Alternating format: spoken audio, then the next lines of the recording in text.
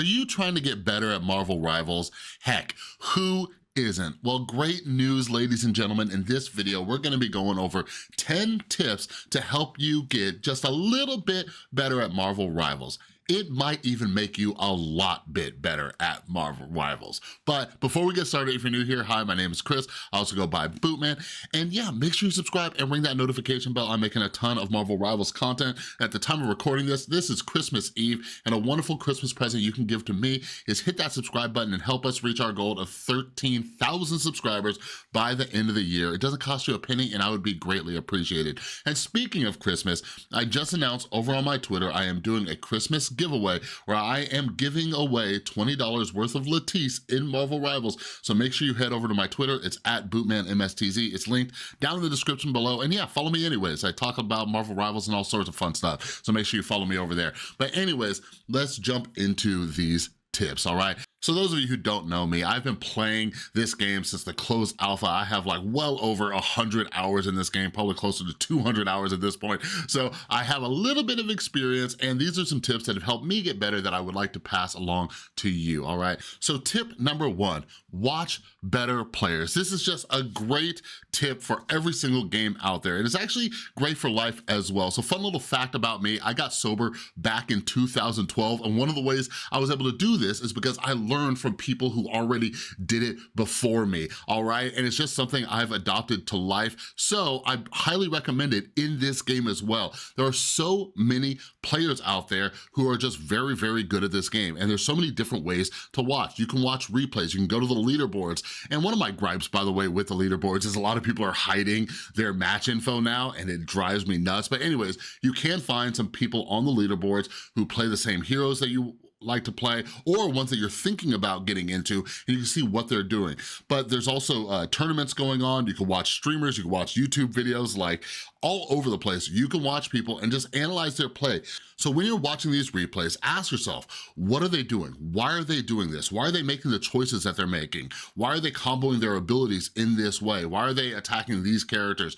Try to really ask these questions and try to start adopting that to your playstyle. Tip number two, learn a variety of characters and roles. Yes, that's right. Learn duelist, learn strategist, learn vanguard. You want to be able to be flexible. You want to be able to fill in the roles that other people aren't filling. But not only does this give you more options and help you help your team, but it also helps you better understand everyone's strengths and weaknesses. And by the way, here's like a bonus tip to go on top of this tip. We're layering up these tips. Don't practice brand new characters in ranked mode. For the love of God, do not put your team through that, okay? There are plenty of casual modes. Go to quick match, go to conquest mode, play against AI, do whatever you gotta do to practice these characters until you at least get somewhat competent with them. But it will be a massive, massive help to you if you just start learning multiple characters. It is so good knowing what a character's strengths and weaknesses are, so that way when you go up against them, you're like, okay, I put 5-10 hours into this character. I know what they're weak against, so now when they're on the enemy team, I can use this against them. Tip number three, play into team-ups. So there are so many team-ups in this game, and they're just like a really interesting mechanic of the game, but a lot of them are very, very powerful. So this kind of relates to the last tip of learning multiple characters, but if you see someone pick a character and you're at least decent with another one, you could play into that team-up. For example, in some of my matches, a buddy and I, he likes to play Mantis, and I'll jump on Adam Warlock. Adam Warlock has an insanely powerful ultimate where he can resurrect his teammates who just died, but when he's teamed up with Mantis and Star-Lord, they get a free resurrection just based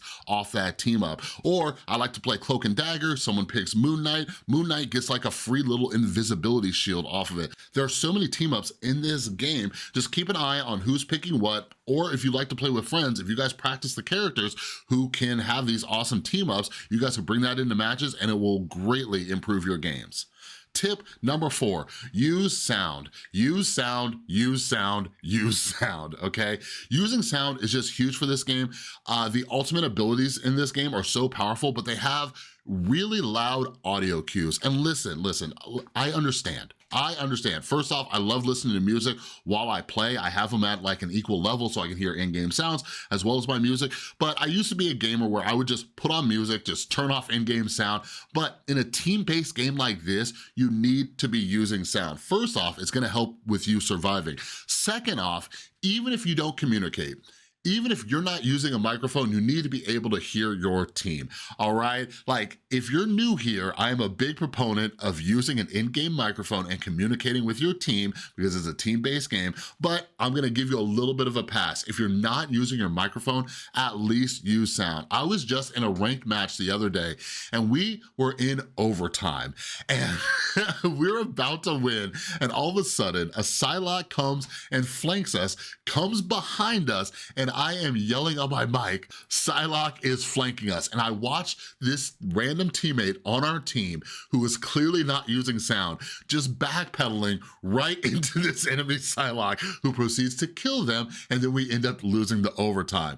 So please, please, please do yourself and everybody on your team a favor and just please use sound. And all right, if somebody's annoying on their microphone, feel free to mute them. But if somebody's just communicating and letting you know what's going on, that shouldn't be your annoyance. All right, let's jump into tip number 5. Target supports. Listen, just target the supports, okay? If you're struggling in a match, and this is like really analyzing your own gameplay, analyzing the battlefield, knowing what's going on in the match, if you're losing, if you're behind, and I'm telling you, like a good chunk of the time, like 75 to 85, maybe even 90% of the time, you might be losing because nobody is targeting the supports. Everybody's trying to like target the tank who just keeps getting healed by the supports, or the duelist who keeps coming in and out of the fight, going back and getting healed by the supports. You need to target the supports. Now, this is easier said than done if you're somebody like me who likes to play, strategist a lot. If you're playing strategist, you're usually in the back line. It's not really your responsibility to target the supports, but I know for a fact, a lot of you watching this video right now, you love your little duelist, all right? Take out the supports. I can tell you, as a strategist, one of the most frustrating things in the world to me is being targeted by the enemy team duelists or even like diving tanks, and they just keep attacking me. Because not only are you dying over and over and over and can't do your job, but you get the additional headache of your entire team screaming at you, wondering where the heals are. And it's because you keep dying to people targeting you. And what do you know? That goes perfectly into tip number 6. Listen up, protect your supports, protect them, all right? You need to be protecting these people. If you want heals, you gotta make sure that your supports are alive. You need to be paying attention to what's going on. Now, I do think that support should be communicating this. There's a lot going on in Marvel Rivals matches, so sometimes you don't even realize that your supports are getting targeted, so I do think supports should be opening their mouths, but again, a lot of people in this game do not use their microphones, so you need to be paying attention and knowing if your supports are dying, so that way you can stop complaining about not getting healed, because part of the issue is that they keep dying. All right, tip number 7, shoot things that aren't normally there. I could make a whole video on this. What do I mean by shoot things that aren't normally there? There are a lot of characters in this game that put up things that shouldn't be there, that are helping their team out. For example, Penny Parker's little spider bots, the little egg thing that just spits out mines.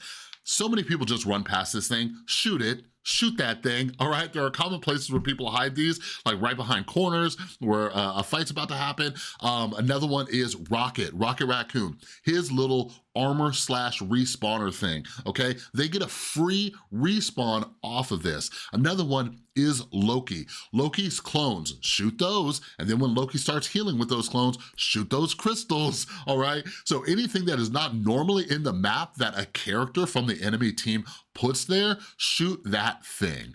All right, speaking of shooting things, tip number 8, don't be too afraid of ultimate abilities, all right?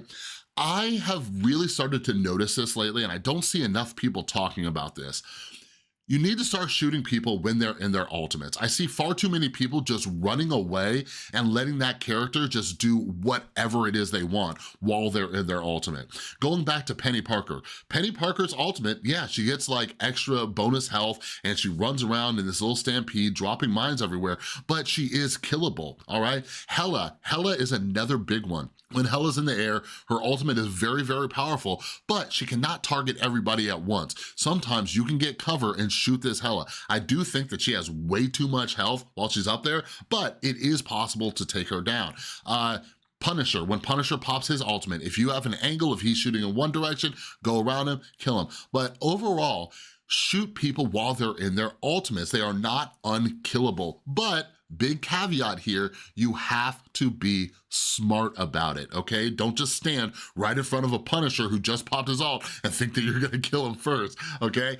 Be smart, get your angles, but just, I think if everybody on the team starts getting into this habit, you're going to be blown away at how fast you can take people down. I think the only one I see people regularly targeting is like a Scarlet Witch. People will turn and focus her, but far too many people are running away from a Hela that if you just focus for like 2 seconds as a team, she'd be out of that ultimate immediately.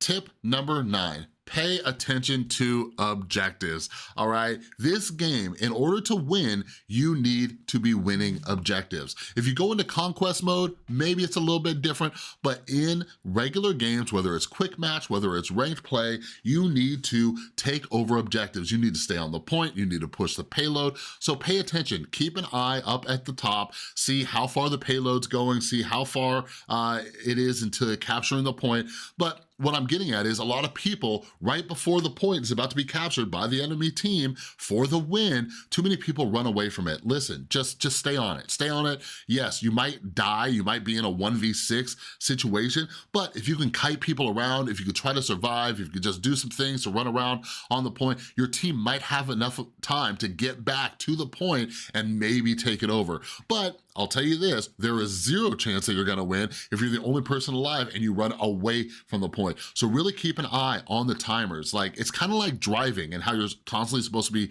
checking your mirrors and everything. You need to be paying attention to what's going on with the objectives so you can try to stop the enemy team and potentially come back and win, all right? And last up, tip number 10, pay attention to the obituary. This is another thing that I don't think nearly enough people pay attention to, kind of like what I was talking about when people are complaining, oh my God, why am I not getting heals, but your supports are dead? Pay attention to the obituaries. Like in the top right of your screen, you're going to see who's dying, who's getting kills. Pay attention to this. First off, this is huge so you know when your supports are down, okay?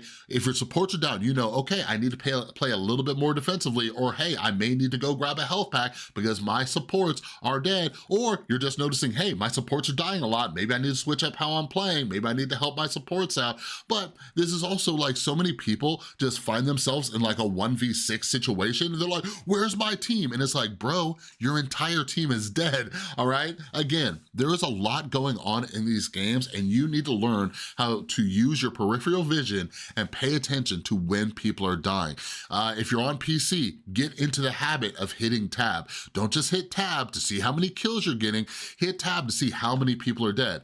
This will happen. Sometimes you don't see all the people on your team who might have died, so hit tab and you can see the little respawn timers next to everybody's name. But this is huge. This helps you know, okay, my team's down, maybe we need to take a step back, regroup, and then go back in together. But a lot of people get caught out by themselves. They're screaming at their team, but a lot of it is your fault because you weren't paying attention to who was dead and who isn't.